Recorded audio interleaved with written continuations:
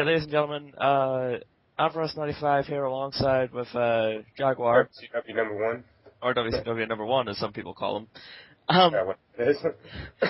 We're going to be doing a video on WWE Over the Limit, our predictions, our thoughts, and if the match is going to be good or not, etc., etc. So I guess we're going to start with the pre-show match that's going to air on YouTube, which I'm probably not even going to be able to see, even if when it's uploaded. Kane versus Zack Ryder. Well, Jaguar, any predictions on your behalf first?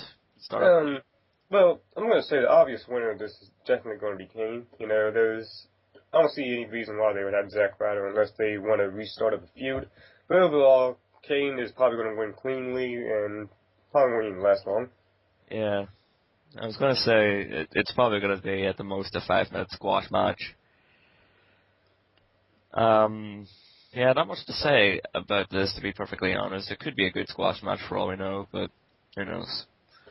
I mean, honestly, they should have just put it on the main card and had some other pre-show, because I'm pretty sure they could have enough time to put this, I don't know, probably at least 3 minutes, I think it's going to be squash match. Well, moving on to the WWE Divas Championship match then. Not much to say on that last match. Layla versus Beth Phoenix. I'll start this one off then, I guess. I can see Layla retaining the Divas title. Me too, but as I usually say on, women-based wrestling matches, especially with WWE, TNA, whoever, I usually don't really give much of a shit about these matches because mostly they're all good for just, taking a piss break or something.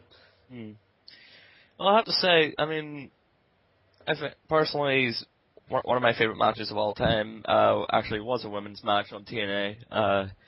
So in regards to that, we never know, because I didn't think last year at Extreme Rules that the Michelle McCool versus Layla match was going to be all that great, and I was proven wrong. So I don't know, but we'll see, because Layla and Beth Phoenix are, well, they're decent wrestlers, all things considering.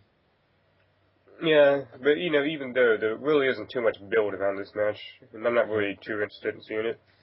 Yeah, it's a fair enough point. Predictions, yeah, I'd say Layla would probably retain. Yeah, most likely. Pretty sure she will. Coming up next, the Tag Team Championship match between Kofi Kingston and R-Truth versus Dolph Ziggler and Jack Swagger. Any predictions there, Jaguar?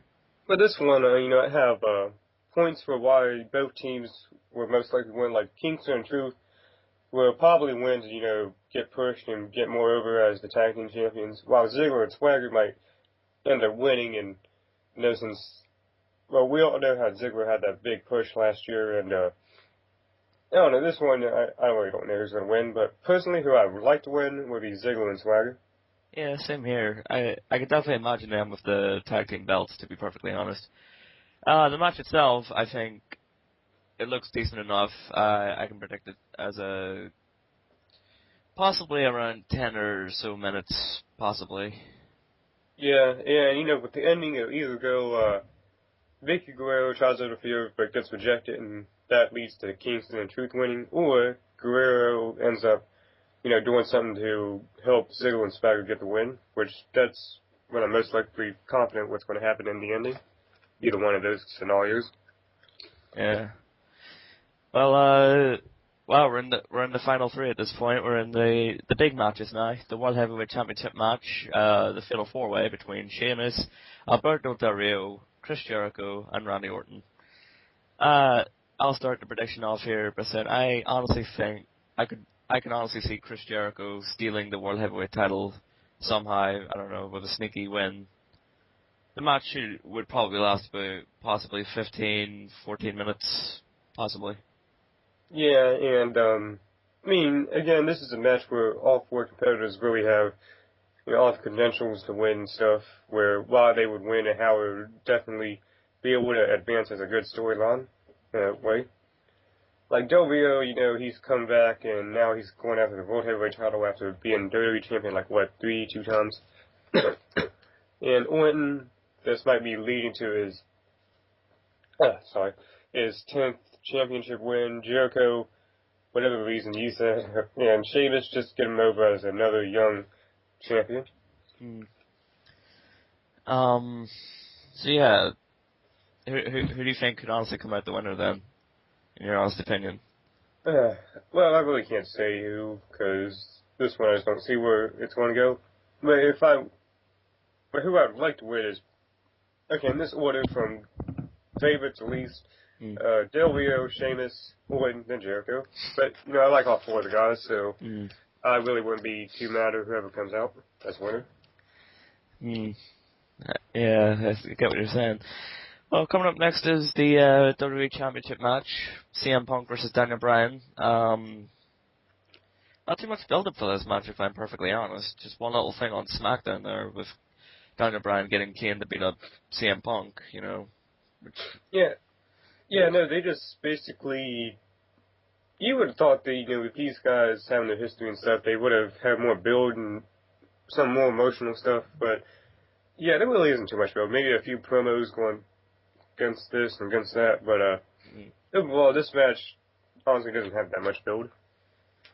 So who could you honestly see coming out of this match with the WWE Championship? CM Punk or Daniel Bryan? Um, this is gonna be a tough one. It CM is. Punk, because he's already had this whole. How long has he been champion since, like, November or something? I think around that time. Yeah, he's been champion since then, and he's been through all these feuds and stuff. Yeah, I don't know if WWE's going to really have him drop, the most prestigious title to Daniel Bryan that's already been built up like CM Punk has it.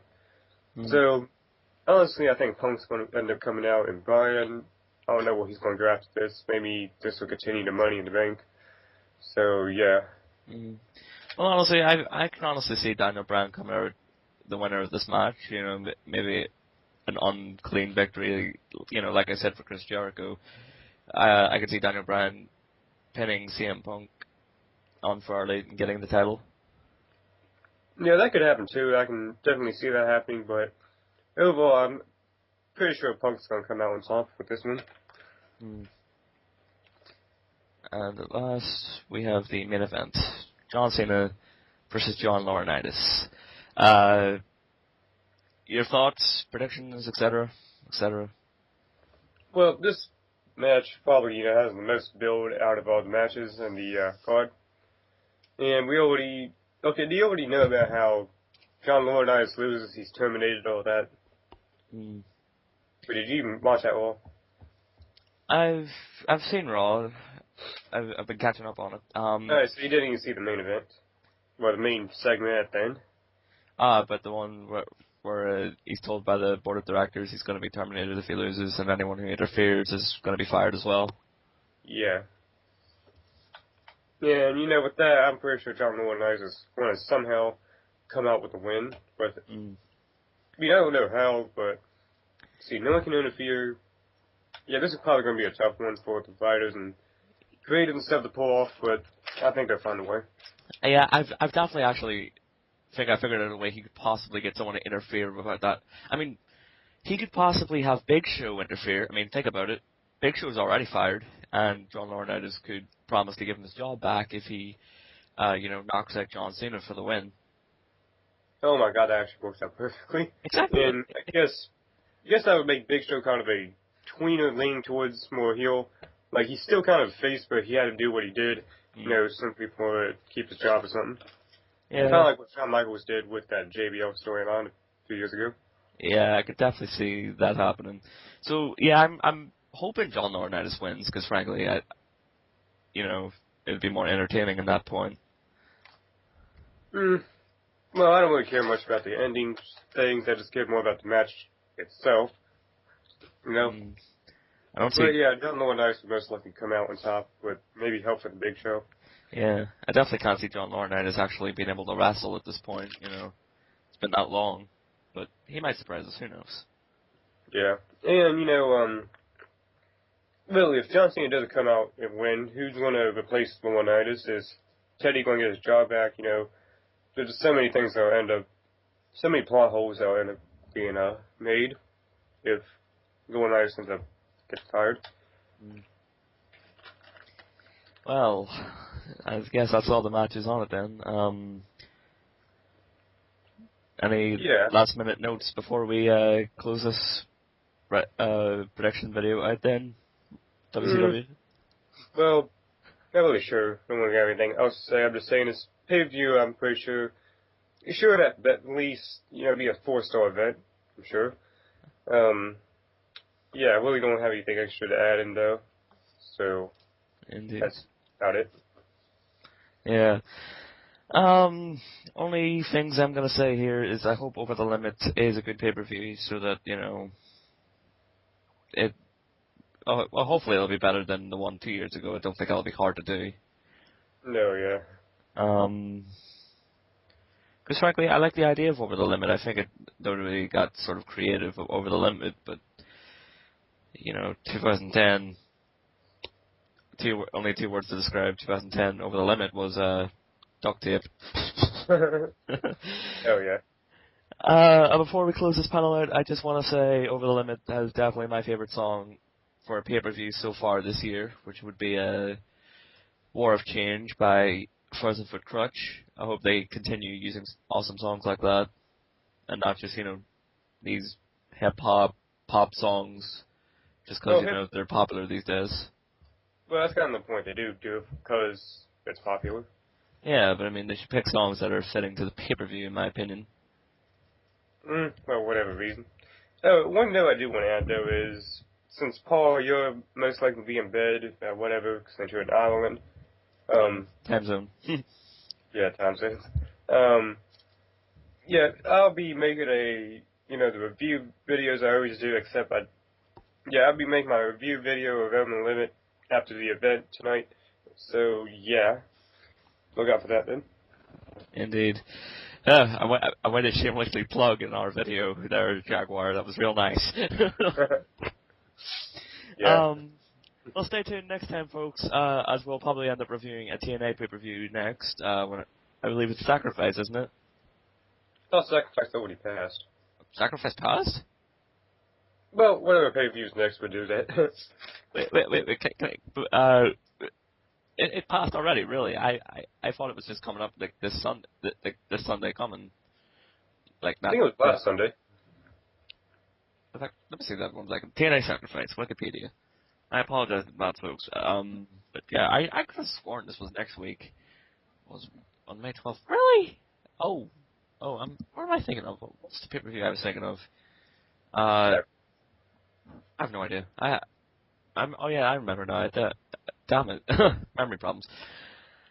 Well, I guess this video's gone on long enough, I guess. So this is ampharos95, and I'll see you next time. And now we wait on your closing line there, WCW. Or Jack, whatever you want to be called in this video. Well, I don't really have a closing line, so, yeah. Yeah, we'll see you next time.